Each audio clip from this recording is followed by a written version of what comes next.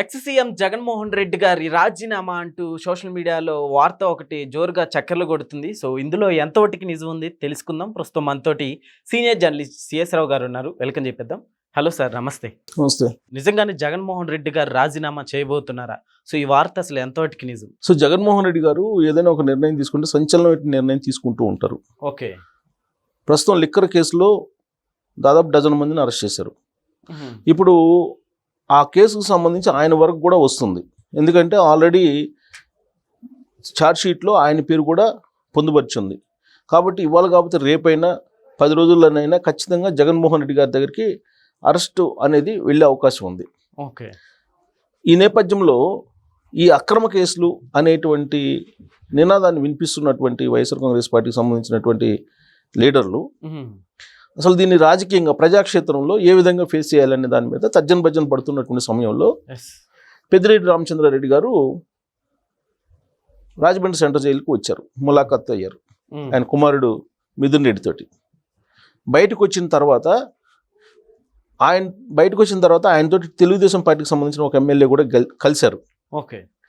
బహుశా ఆ ఎమ్మెల్యే ఇచ్చినటువంటి సలహాను లేదంటే ఆల్రెడీ వైఎస్ఆర్ కాంగ్రెస్ పార్టీ మదిలో ఉందో, మొత్తం మీద సోషల్ మీడియాలో అయితే మూకుమ్మడి రాజీనామాలకి సిద్ధపడుతుంది వైఎస్ఆర్ కాంగ్రెస్ పార్టీ అనేది బాగా వైరల్ అవుతుంది. ఓకే. అంటే ఎందుకని సార్ ఈ టైంలో ఎందుకని రాజీనామా? అంటే గవర్నమెంట్తో మనకెందుకు అన్న ఉద్దేశం. ఇప్పుడు ఎలాగూ జగన్మోహన్ రెడ్డి గారు అసెంబ్లీకి రావట్లా, ఒకవేళ వచ్చినా సంతకం పెట్టడానికి వస్తున్నారు తప్పితే చర్చలకైతే ఉండట్లేదు.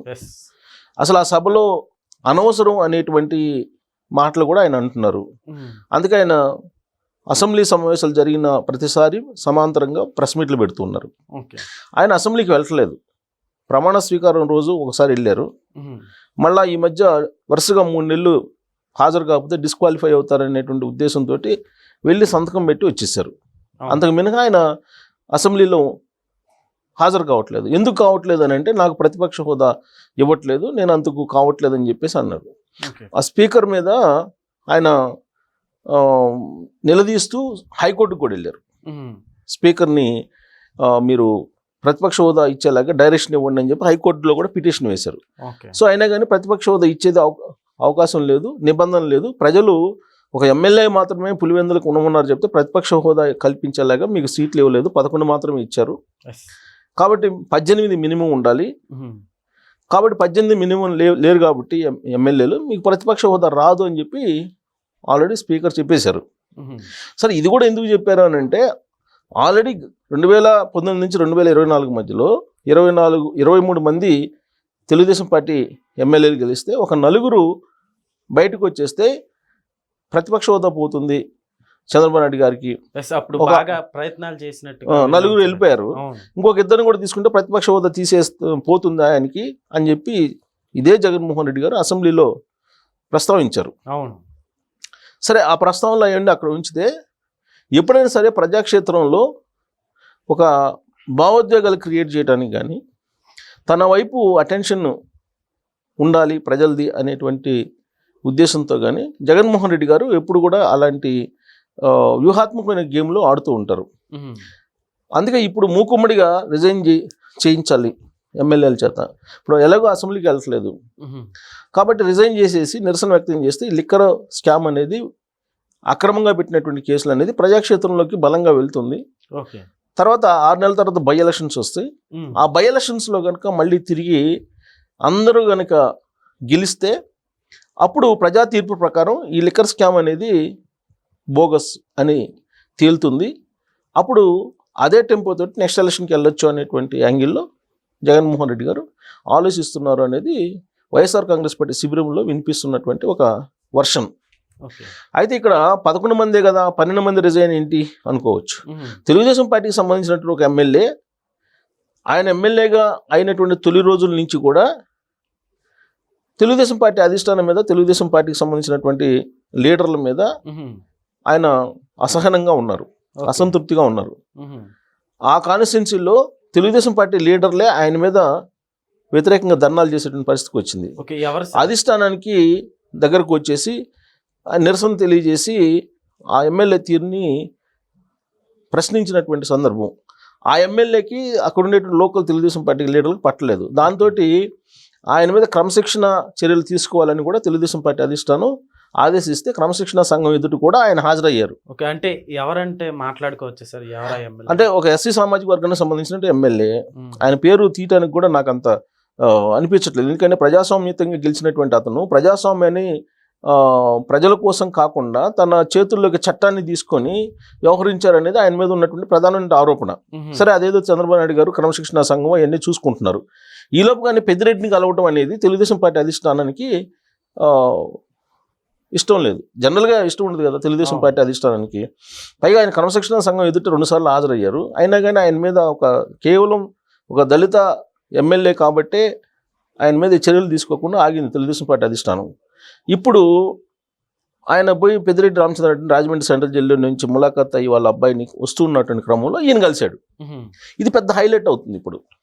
సో కాబట్టి ఆయన కూడా పెద్దిరెడ్డి రామచంద్రారెడ్డిని కలిసిన సందర్భంగా తాను కూడా రిజైన్ చేస్తాను, అందరం కలిసి రిజైన్ చేద్దాం, 11+1 12 మంది రిజైన్ చేద్దాము, బై ఎలక్షన్స్కి వెళ్దాము, ఈ ప్రభుత్వం యొక్క తీరుని మనం ప్రజాక్షేత్రంలో తేల్చుకుందాం అనేటువంటి యాంగిల్లో ఏదో సూచన చేశారని చెప్పి ఒక లీక్ సోషల్ మీడియాలో. సరే, ఈ 12 మంది రిజైన్ చేసి బై ఎలక్షన్స్కి వెళ్ళాలి, బై ఎలక్షన్స్కి వెళ్ళి ఈ ప్రభుత్వం యొక్క తీరుని ఎండగట్టాలి అనేటువంటి ఒక ఆలోచన చేస్తున్నట్టు వినిపిస్తుంది.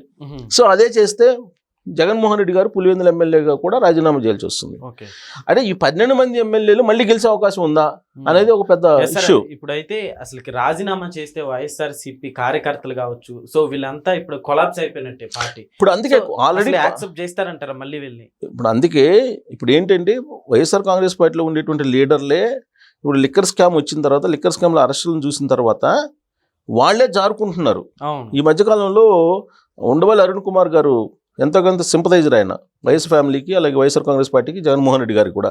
ఆయన కూడా ఏం చెప్తున్నారు, వైఎస్ఆర్ కాంగ్రెస్ పార్టీలో ఉండేటువంటి సీనియర్లు ఎవరికి వాళ్ళే జనసేన పార్టీతో టచ్లో ఉన్నారు, బీజేపీతో టచ్లో ఉన్నారు, ఇంకొంతమంది తెలుగుదేశం పార్టీతో టచ్లో ఉన్నారు. ఎప్పుడైనా వీళ్ళు వెళ్ళిపోయే వాళ్ళే, వన్స్ జగన్మోహన్ రెడ్డి గారు జైలుకి వెళ్ళారంటే ఎవరు మిగలరు అనేటువంటి విషయాన్ని ఆయనే చెప్పారు. సో కాబట్టి జగన్మోహన్ రెడ్డి గారి దగ్గరికి ఈ కేసు ఎలాగైనా వెళ్తుంది. ఎందుకంటే షార్ట్ షీట్లో ఆయన పేరు ఉంది కాబట్టి ఖచ్చితంగా అరెస్ట్ వరకు వెళ్తారు. అక్కడ వరకు వెళ్ళక ముందే ప్రజాక్షేత్రంలో ఈ అక్రమ కేసులు అనేదాన్ని బలంగా వినిపించాలంటే రాజీనామాలు చేయడం ఒక మార్గం అనేది ఆయన అధిష్టానం అలాగే జగన్మోహన్ రెడ్డి గారు చర్చించుకున్నారనేది చెప్పి తెలుస్తుంది. అధిష్టానం అంటే జగన్మోహన్ రెడ్డి గారు చుట్టూ ఉండే వాళ్ళే కదా.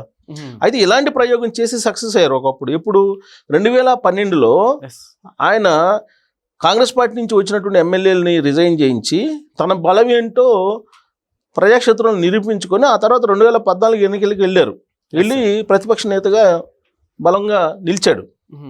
సో అదే తరహాలో ఇప్పుడు కనుక రిజైన్ చేసి ఒక టెంపో క్రియేట్ చేయకపోతే ఉన్నటువంటి వాళ్ళు కూడా జారిపోయేటువంటి అవకాశం ఉంది. ఇప్పుడు పేర్నాని ఉన్నారు, పరారులో ఉన్నారు ఆయన. ఇప్పుడు ఎవరి మీద అనేక మంది మీద కేసులు ఉన్నాయి. ఇప్పుడు కొడాలి నాని ఉన్నారు, ఎప్పుడు అరెస్ట్ అవుతారో తెలియదు. పేర్నాని ఉన్నారు, ఎప్పుడు అరెస్ట్ అవుతారు, ఆయన అగ్రాంతంలోకి వెళ్ళిపోయారు. ఆయన పెద్దిరెడ్డి రామచంద్రారెడ్డి గారి మీద కేసు వేలాడుతుంది. ఇప్పుడు అనేక మంది మీద ఇప్పుడు కేసులు ఉన్నాయి కదా. ద్వారంపూడి చంద్రశేఖర్ రెడ్డి ఆయన మీద కేసు ఉంది, ఆయన మీద కేసులు, అనేక మంది మీద కేసులు ఉన్నాయి. వీళ్ళందరూ కూడా ఈ కేసులకి భయపడో లేదంటే ఈ కేసులు విచారణకు వస్తే గనక జైలుకి వెళ్లాల్సి వస్తుందనో రకరకాలుగా ఎవరికి వాళ్ళే సైడ్ అయిపోతున్నారు జగన్మోహన్ రెడ్డి గారికి అనేటువంటిది ఒకటి వినిపిస్తుంది. ఇలాంటి పరిస్థితుల్లో రిజైన్ చేయించి మళ్ళీ గెలిస్తే గనక వైఎస్ఆర్ కాంగ్రెస్ పార్టీ ప్రజల్లో బలంగా ఉంది అనేటువంటి ఒక ఇండికేషన్ వెళ్తే అక్కడి నుంచి ఆ పార్టీని బలోపేతం చేసుకోవచ్చు అనేటువంటి ఆలోచన అధిష్టానం చేస్తున్నట్టు ఒకటి వినిపిస్తుంది. సరే, ఆ కోణం నుంచి ఆలోచించినప్పుడు వీళ్ళు రిజైన్ చేయాలి. మరి ఎంపీల సంగతి ఏంటి? ఇప్పుడు ఎంపీలు ఆల్రెడీ 4 ఉన్నారు. 4లో అవినాష్ రెడ్డి బెయిల్ ఎప్పుడు రద్దు అవుతుందో తెలియదు. వివేకానంద రెడ్డి గారి మర్డర్ కేసులో మిథున్ రెడ్డి జైల్లో ఉన్నారు. ఇంకపోతే 2 లోక్సభలో ఉండేది. ఇంకా రాజ్యసభలో బీజేపీ చెప్తే అది వింటారు వాళ్ళు. సో బీజేపీ వాళ్ళు అడగకపోయినా బేషరతుగా అన్ని అంశాలకు మద్దతు ఇస్తున్నారు. ఫస్ట్ అయితే రాష్ట్రంలో తెలుసుకుని తర్వాత అక్కడికి వెళ్దాము. రాష్ట్రంలో బలంగా ఉన్నామని తెలిస్తేనే ఢిల్లీలో వీళ్ళని ఆదరిస్తారు. రాష్ట్రంలో బలహీనంగా ఉన్నప్పుడు ఢిల్లీలో వాళ్ళు ఎవరు ఆదరించరు. సో కాబట్టి ముందు రాష్ట్రంలో బలంగా ఉన్నామని నిరూపించుకోవాలి అనేటువంటి యాంగిల్లో మూకుమ్మడి రాజీనామాలకి జగన్మోహన్ రెడ్డి గారితో సహా సిద్ధమవుతున్నారు అనేది ఒక సోషల్ మీడియాకి సంబంధించిన news. Yes sir. Plus YSR Congress పార్టీలో కూడా అంతర్గతంగా చర్చ జరుగుతుంది. ఎస్. అయితే వీళ్ళల్లో ఒక 6 ఎమ్మెల్యేలు ఇష్టపడలేదని తెలుస్తున్నారు. ఓకే. ఎందుకు మళ్ళీ రాజీనామా చేస్తే గెలుస్తామా లేదా అనేటువంటి సందేహం వాళ్ళకు ఉంది. జగన్మోహన్ రెడ్డి గారితో కలిసి ఆ 6 రిజైన్ చేయడానికి కూడా సిద్ధంగా లేరు అనేది ఒకటి వినిపిస్తుంది. మరి అలాంటప్పుడు రాజీనామాకి వెళ్తారా? వెళ్ళే అవకాశం ఉంది. ఎందుకు?